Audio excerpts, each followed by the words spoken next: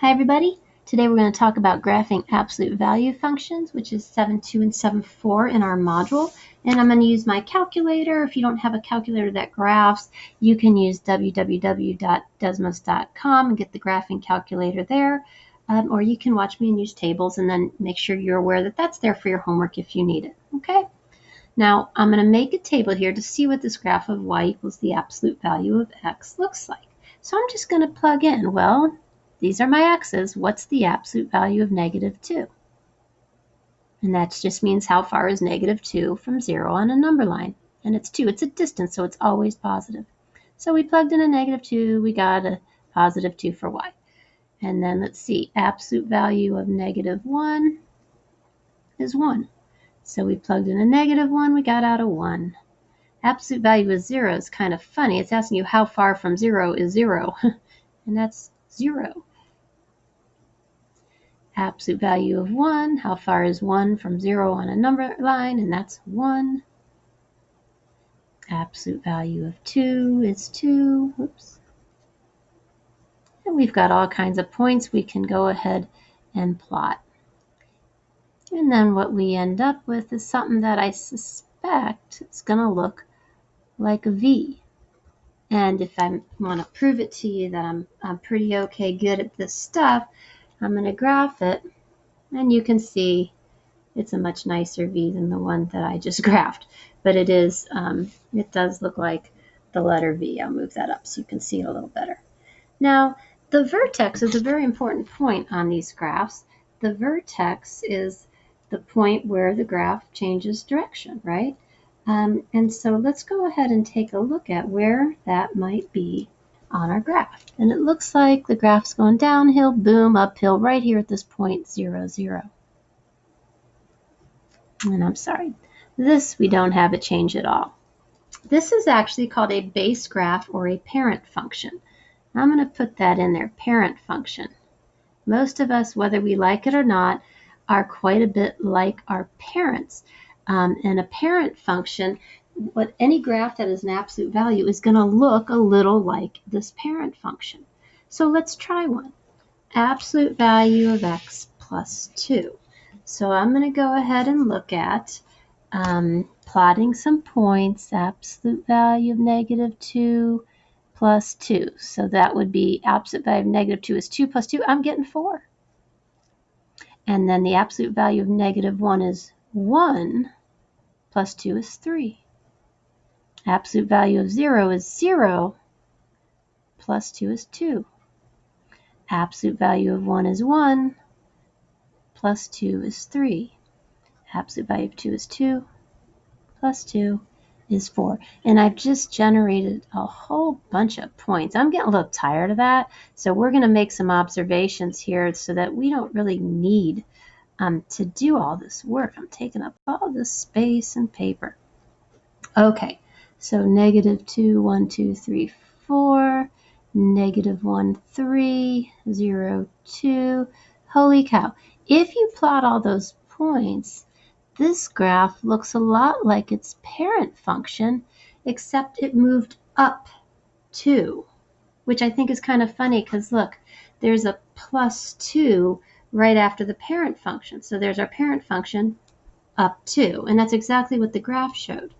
Our new vertex right here is this point over 0 up 2. And I'll say it once again. The change from our parent function is that this graph moves up 2. I'm thinking if we work this right, if we know what this graph looks like, we're going to be able to find the others real quick. And let's do that super fast here. Why don't we do this the easy way? Go ahead, and I love telling you to guess, because there's no such thing as a bad guess in math. There's incorrect guesses, but the only bad guess is actually not taking a chance to guess, because I want you to get more intuitive and trust yourself. What do you think is going to happen if we have our parent graph and then we -2?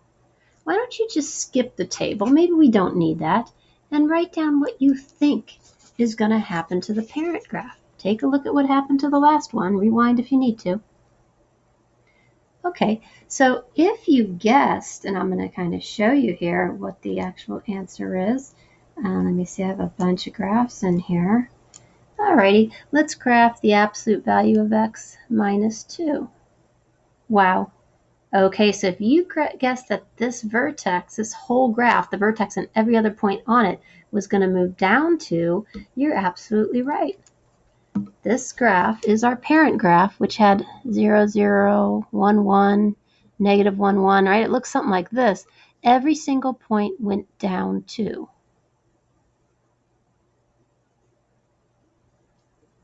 And now this is our new graph. I know you can kind of see the ghost of my parent graph there, right? It's got the dots. But every single point on the parent graph moved down 2, including the vertex. So instead of the vertex being 0, 0, it's down 2, 0, negative 2. And the change when we put a minus 2 outside of our parent graph is to go down 2, the y-axis. All right, let's take a look at a few more here.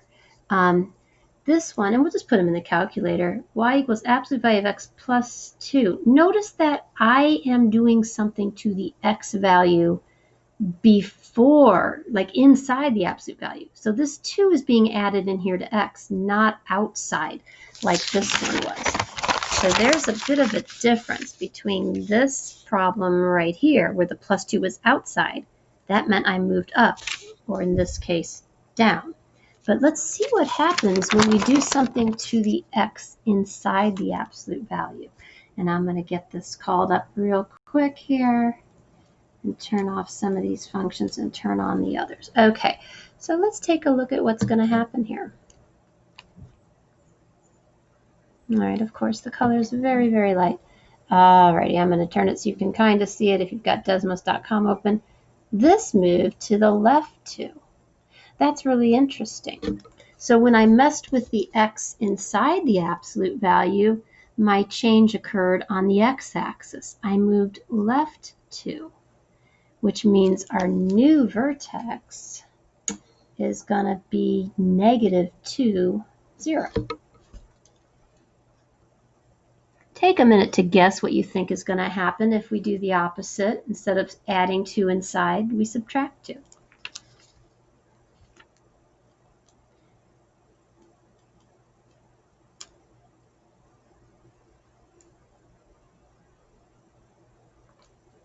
And I'm going to get my window a little bit more reasonable here.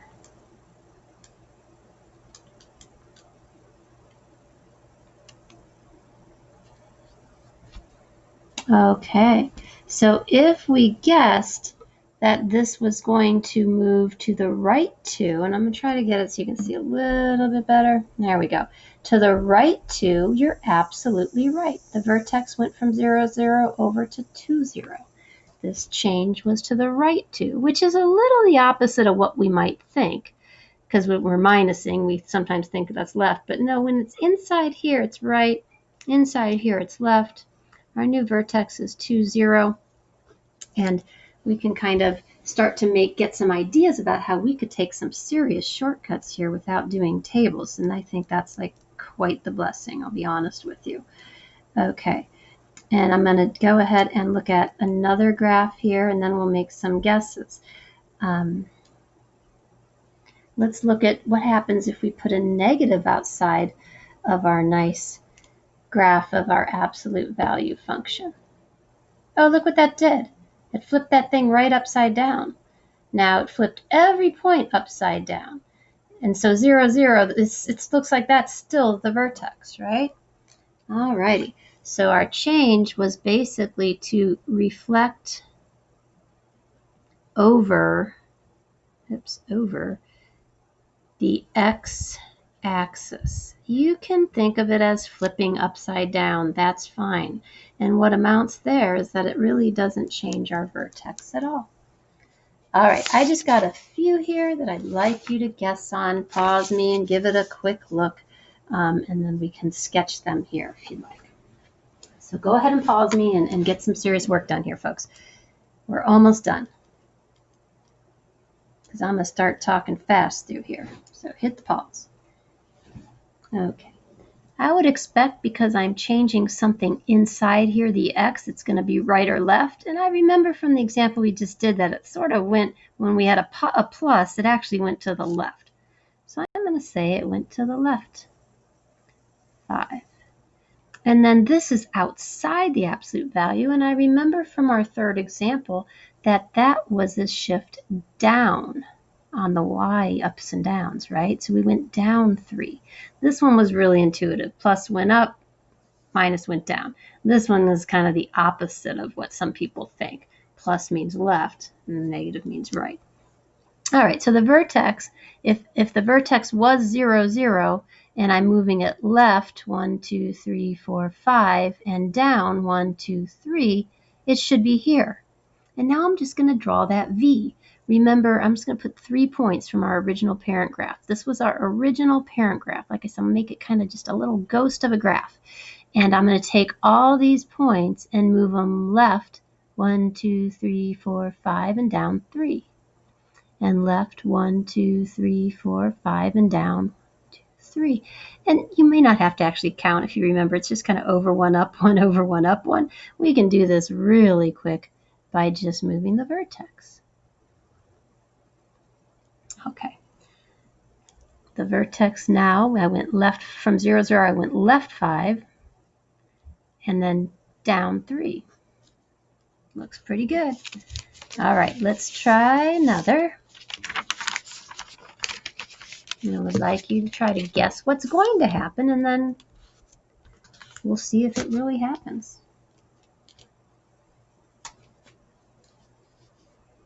Okay, I'm guessing this should go, it's a plus 1. It's in there with the x, so it's on the x-axis, left or right. It's a plus 1, so I'm going to remember that it moves to the right that many. And then the outside of the absolute value is an up or down, and it's positive, so I'm going to say going up 4. So that would mean my new vertex used to be these points on the graph. My new vertex goes right 1, up 1, 2, 3, 4. And that looks like the point to the right of 0, 1, and up 4. And I can move each of these points separately, or I can just kind of remember it looks like a nice little V. Don't have to do too much counting that way. Lord help us when I start counting, right? And then the very last one, go ahead and pause me and guess, because I gotta move fast on some of these videos. The x is changing, so this is a left or a right. It's a minus, so I'm remembering it's a right. 4. Outside of the absolute value means an up or a down. It's negative, so I'm going to look at that as down 2. If my vertex was 0, 0, and I move it right 1, 2, 3, 4, and down 2, this is right 4 and down 2. 4, negative 2. And I can move these 2 points, or I can just remember it's kind of over 1, up 1, over 1, up 1 for a nice tight little V there. Remember, Desmos.com is your friend on these. You can check every one of your answers till you start to really feel confident that you can do this stuff. Alrighty, folks, I'll see you in class.